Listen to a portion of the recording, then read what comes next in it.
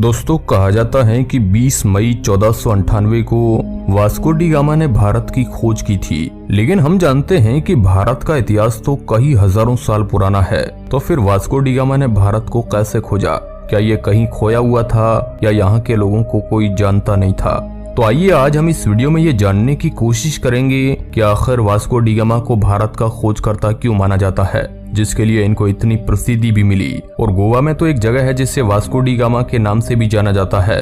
ये तो बिल्कुल ऐसी बात हो गई कि हम अपने ही पड़ोसी का घर खोज ले और पूरी दुनिया में फेमस हो जाए। दोस्तों, 20 मई 1498 को यूरोप से भारत में मसाले का व्यापार करने के लिए वास्को डी गामा भारत आया था, जो सबसे पहले भारत के कालीकट बंदरगाह पर पहुंचे थे। 4000 साल पुराने लिखित साक्ष्य वाले भारत को पहले सोने की चिड़िया कहा जाता था, पर विदेशी आक्रमणकारियों ने इसे पूरी तरह लूट लिया। यूरोप आज से 600 साल पहले से ही बहुत विकसित था और उस समय भारत पर बाहरी ताकतों का कब्जा था। ये ताकतें भारत को सांस्कृतिक रूप से पूरी तरह नुकसान पहुंचा रही थी, साथ साथ यहाँ पर भारी लूटपाट भी कर रही थी। हालांकि यूरोप के कई देश औपनिवेशिक दौर से गुजर रहे थे। उस समय यूरोप के पुर्तगाल देश में जॉन द्वितीय नाम का एक राजा था। ये लोग अपने देश का ज्यादातर व्यापार अरब देशों के साथ करते थे। अरब देशों से मसाले, गुलामों और सोने का आयात करते थे और अरब देश सोना, मसाला और गुलाम ज्यादातर भारत से ले जाते थे। भारत मसालों का राजा हुआ करता था। हालांकि भारत आज भी दुनिया के ज्यादातर देशों को मसाले निर्यात करता है, पर अरब देश व्यापार में अपना आधिपत्य रखने के लिए पुर्तगालियों को ये कभी नहीं बताते थे कि हम ये मसाले भारत से लाए हैं, और इसी वजह से वे पुर्तगालियों से भारी कर वसूलते थे। पर पुर्तगाली समझ गए थे कि उनके पास आने वाला मसाला अरब देश भी कहीं और से आयात करते हैं और बीच में ही मोटा धन कमाते हैं। फिर उन्हें पता चला कि ये सभी मसाले भारत से आते हैं। लेकिन पहले यूरोपीय देशों के लिए भारत एक पहेली जैसा था। पुर्तगाली कारोबारी अरब के उस पार पूर्वी देशों से ज्यादा परिचित नहीं थे। जहाँ तक बात है भारत की, तो इसके एक और विशाल हिमालय की ऐसी श्रृंखलाएं हैं जिससे पार करना उस दौर में लगभग असंभव था, और दूसरी ओर तीनों तरफ से भारत को समुद्र ने घेर रखा था।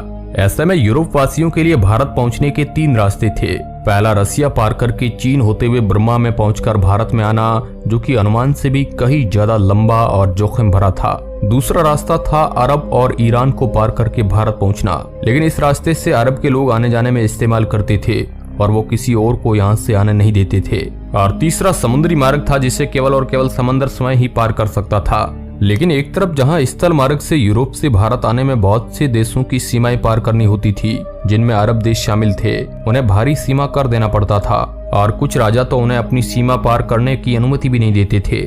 इसलिए पुर्तगाली केवल जल मार्ग से ही भारत आ सकते थे। यहाँ हम पुर्तगाल की बात इसलिए कर रहे हैं क्योंकि यूरोप में उस समय केवल पुर्तगाल ही विदेशी व्यापार में इच्छुक था। पुर्तगाल ने भारत आने के कई मिशन बनाए, पर उस समय इतने बड़े महासागरों के पार जाने की जानकारी किसी के पास नहीं थी। भारत से उस समय ज्यादातर गुलामों को और सोने, हाथी दांत, हाथी से बनी हुई सिल्का, रंग बिरंगी तितलियां और अलग अलग रंग के तोते बाहर विदेशों में जाते थे, और यूरोप तक जाते जाते इनके दाम कई गुना बढ़ जाते थे। इसका एक कारण ये भी था कि इतनी बड़ी समुद्री यात्रा में सामान और जान का बहुत नुकसान भी होता था, क्योंकि उस समय ना तो राडार था और ना ही सैटेलाइट सिस्टम था। कई लोग भयंकर बुखार के कारण समुद्र के अंदर ही मर के बह जाते थे। समुद्री तूफान में जहाज डूब जाती थी। इस स्थिति में यूरोप के नाविक एक ऐसे देश की खोज में निकल पड़े थे जिसके बारे में सुना तो बहुत था, लेकिन देखा नहीं। इन नाविकों में से एक महान नाविक का नाम था क्रिस्टोफर कोलंबस, जो कि इटली के निवासी थे। भारत का समुद्री मार्ग खोजने निकले कोलंबस अटलांटिक महासागर में रास्ता भटक गए और अमेरिका जा पहुंचे। कोलंबस को लगा कि यही भारत है। इस तरह हम समझ सकते हैं कि उस समय सारे बड़े देशों की जानकारी तो थी, लेकिन उनकी स्थिति किसी को मालूम नहीं थी, या कहे तो समुद्री मार्गों के साथ विश्व का मानचित्र नहीं था। सभी यात्री अपने साथ कागज पर मानचित्र बनाकर चलते थे। उन्हें जैसे ही कोई नया रास्ता मिलता तो उसे विश्व के मानचित्र में दर्शाते। कोलंबस ने जिस जगह से अमेरिका में प्रवेश किया, वहाँ के मूल निवासियों को आज भी रेड इंडियंस के नाम से जाना जाता है। ये इतिहास के महान खोजियों के प्रति किसी देश का सम्मान था। साल 1488 में पुर्तगालियों के हाथ एक बड़ी उपलब्धि लगी। चारों ओर से विशाल यूरोप में फैले समुद्र में बार्तुलोमे डायस ने एक तट को खोज निकाला, जिसे कैप ऑफ गुड होप कहा गया, जहां से भारत की यात्रा की जा सकती थी। इस उपलब्धि और कोलंबस की यात्रा के करीब 5 साल बाद पुर्तगाल के एक नाविक वास्को डी गामा 8 जुलाई 1497 में भारत का समुद्री मार्ग खोजने निकले। ये अपने 170 आदमियों के साथ 4 शिप में निकले थे। जैसा कि हम बता चुके हैं कि पहले की समुद्री यात्रा बहुत ही खतरनाक होती थी। उस समय इतनी बड़ी समुद्री यात्रा के लिए निकलने वालों के वापस आने का कोई भरोसा नहीं होता था। वास्को डी गामा अपने लोगों के साथ यात्रा करते हुए 4 नवंबर 1497 को अफ्रीकन कोस्ट पर पहुंच गए थे। हालांकि ये साक्ष्य किसी किताब में नहीं मिले हैं, क्योंकि वास्को डी गामा ने अपनी कोई आत्मकथा नहीं लिखी थी। लेकिन उस समय सभी नाविक अपने साथ एक डायरी रखते थे, जिसमें वो यात्रा के दौरान सभी घटनाओं का वर्णन करते थे, जिसे वापस जाकर महाराज को दिखाया जा सके। क्योंकि ये अब अफ्रीका पहुंच चुके थे और उस समय तक अरबियों ने अफ्रीका के बड़े हिस्से पर कब्जा जमाया हुआ था। ये लोग अफ्रीका के मोजाम्बिक में रुके थे। वहाँ ये लोग कुछ तोहफे लेकर भी गए थे जो उन्होंने सुल्तान को दिए। क्योंकि वास्को डी गामा ईसाई थे और इस्लामिक शासन था, इसलिए वहाँ के लोगों को लगा कि ये हम पर अधिकार करने आए हैं। इसलिए वास्को डी गामा वहाँ से जल्दी ही निकल गए। कुछ महीनों तक लगातार सफर करते हुए 10,000 किलोमीटर की यात्रा के बाद 20 मई 1498 को वास्को डी गामा भारत पहुंचे। उनका नाविक जत्था बीच में बहुत ही कम जगहों पर ठहरता था। वास्को डी गामा ने सबसे पहले भारत के कालीकट तट पर पहुंचकर यूरोप वासियों के लिए नया मार्ग खोज निकाला।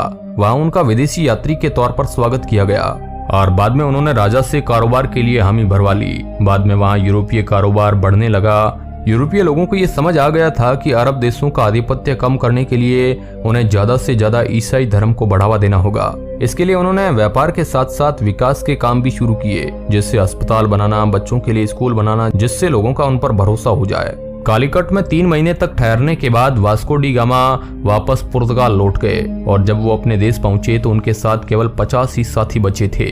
बाकी लोगों की किसी न किसी कारण से मौत हो गई। वो अपने साथ ज्यादा सामान तो नहीं लाए, केवल कुछ ही मसाले लेकर आए, पर उन्होंने भारत का रास्ता खोज निकाला। इसके लिए उनका बहुत बहुत आदर सम्मान हुआ। कालीकट आज के केरल राज्य में स्थित है। बाद में साल 1499 में भारत की खोज की एक खबर चारों ओर फैलने लगी। उस समय तक विश्व का मानचित्र लगभग बनकर तैयार हो चुका था। हालांकि आज के समय में इतनी तकनीक होने के बावजूद भी कुछ देश या समुद्री मार्ग अभी भी खोजे जा रहे हैं और उन्हें मानचित्र में स्थान दिया जा रहा है। वास्को डी गामा ने यूरोप के लुटेरों, शासकों और व्यापारियों के लिए एक रास्ता बना दिया था। इसके बाद भारत पर कब्जा जमाने के लिए यूरोप के कई व्यापारी और राजाओं ने कोशिश की और समय समय पर वे आक्रमण करते रहे। उन्होंने भी भारत में ईसाई धर्म के प्रचार में पूरा जोर दिया, जो कि उस समय तक भारत में न के बराबर था। उन्होंने सती प्रथा को भी बंद करने पर जोर दिया, जिससे विधवा हुई महिलाओं के साथ ईसाई धर्म को और बढ़ाया जा सके।